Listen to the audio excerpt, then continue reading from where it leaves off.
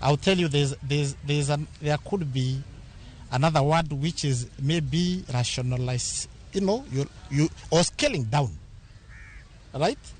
So let's not mix the two with the drawing, because if you look at the mandate, if you look at the law, and remember, we have always stated very clearly that as a National Police Service, as the IG, I discharge my mandate. There is independent command. Whatever I do, I'm guided by the Constitution and the laws of this country.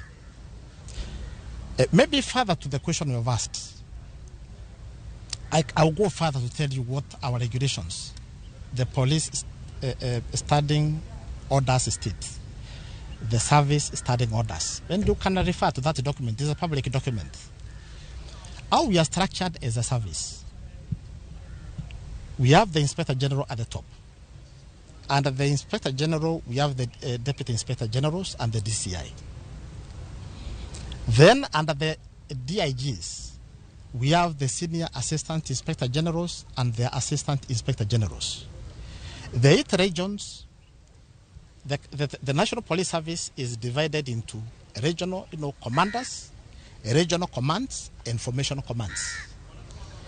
All regional commands are headed by Assistant Inspector General. Formation commands, again headed by Assistant Inspector General.